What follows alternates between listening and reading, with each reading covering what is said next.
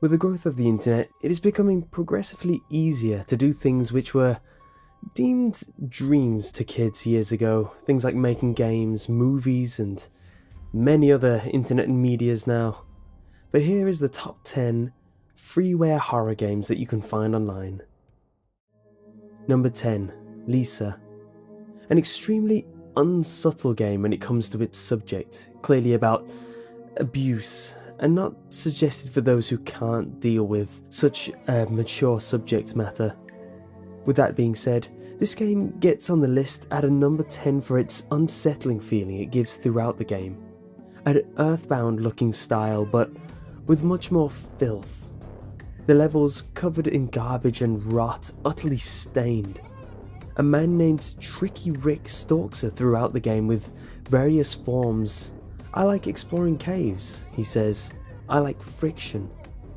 When exploring with a toilet found in most levels and the inventory itself, Lisa will vomit, giving the player an earful of her heaving into them.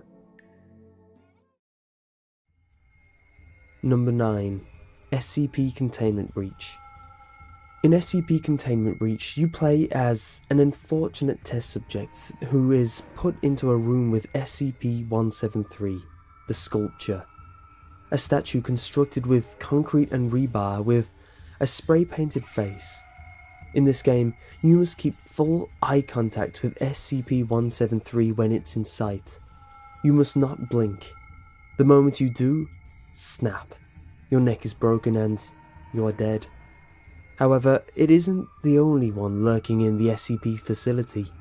In this game, along with its randomly generated rooms, it takes full advantage of its blinking system, both forcing the player to blink after a period of time and giving the player the option of blinking to reset the blink timer or hold their eyes shut.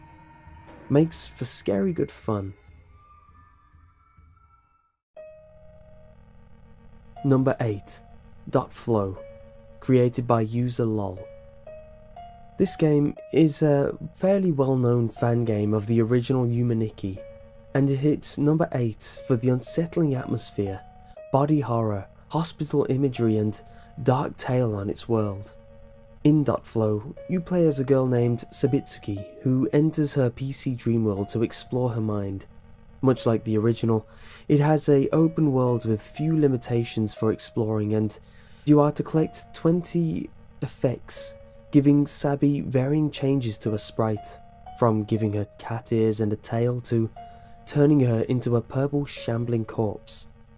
In this game, you are chased down by the Kaibutsu, these distorted face beings wearing school uniforms that chuckle every so often, whose facial features vary from large mouth faces to blooded whole faces, as well as these creatures called red demons in the aftergame, who, when come in contact with Sabi's alter ego called Rust, a much more malicious and diseased version of herself, cause her to decay till the point where she will collapse and wake up. There is a very popular theory that these red demons represent this rust disease and are to explain as to why Sabi is locked away in a room to avoid the disease or avoid spreading it, as well as explain the appearance of the Kaibutsu that stalk you throughout the game. Number 7. Mad Father by Sen. This horror puzzle game, with its perfectly eerie atmosphere, visuals, audio cues, and interesting story. Mad Father follows the experiences of a young German girl by the name of Aya. She lives in a secluded mansion with her father known as Doctor and his assistant Maria. Aya is fully aware of his misdeeds and chose to ignore it, as to heed her mother's words to never hate her father and always love him. The game begins on the night of the anniversary of the death of their mother, awakened by screams of humans and animals coming from the basement, and greeted to her home covered in shambling corpses and supernatural beings. You must go through your home in order to find your father, find out what has happened to him, and the other mysteries of the house. Number 6. I See You by Cat Overlord. This pixelated horror game likes to mess with you. It has a bit of a build-up in order to do so. In this game, you find yourself in a mental hospital and advance through levels, occasionally being prompted in-game with what you're able to do. You continue, and that atmosphere builds and the prompts change. You can press shift to run, but you'll never get away. The more you continue to advance, the more you begin to suspect that you aren't alone. You begin to hear and see things. You press on and the atmosphere builds more, and you begin to know you're not alone. And then you're prompted, you aren't alone. You press on and the atmosphere builds more, and then you're prompted, you are not alone, and it sees you.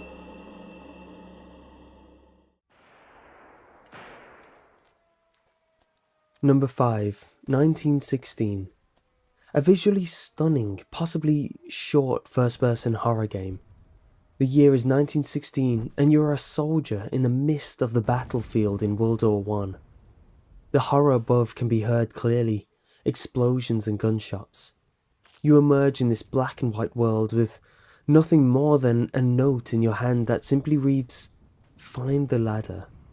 You must traverse through the narrow trench in front of you, enduring the mustard gas, watching for sudden explosions from the war above and avoiding another terror that stalks you through the trenches endlessly. Number 4, Lasting by S. Wolf. Gather discs and descend into the dizzying complex as the thick static presses on you. You are not alone.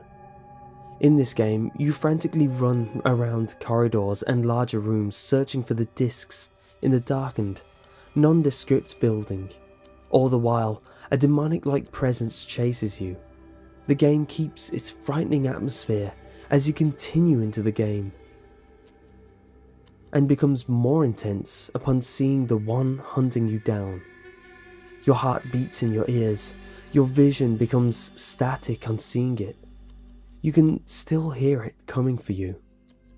You try to get away, forcing you into new parts of the building in the attempt, getting you lost in the ever-expanding rooms and corridors.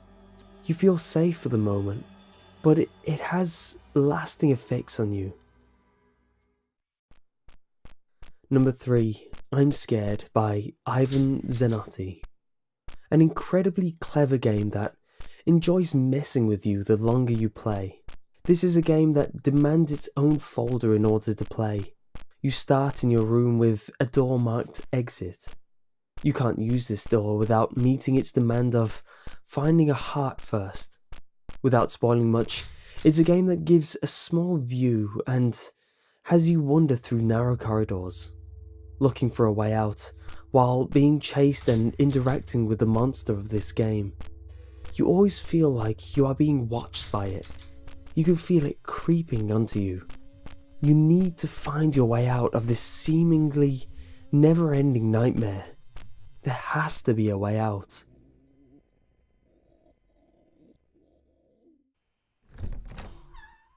Number 2, Witch by Mike Enell.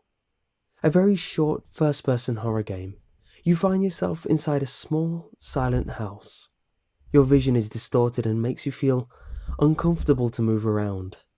You begin to scramble to search the cupboards, drawers and whatever you can to find a way out. Your search leads you to a door with the sound of a heartbeat behind it and another with a head painted onto it.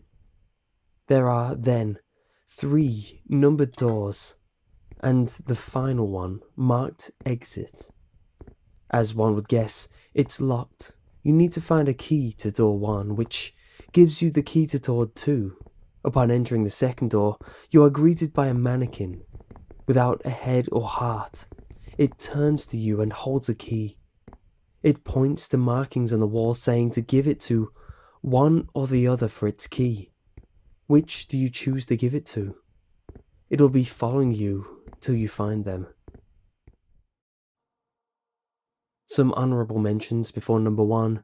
Ao Ani. Honestly, not a fan. It's an RPG Maker horror puzzle game. The monster design isn't scary, and also varying art styles and sprites isn't great.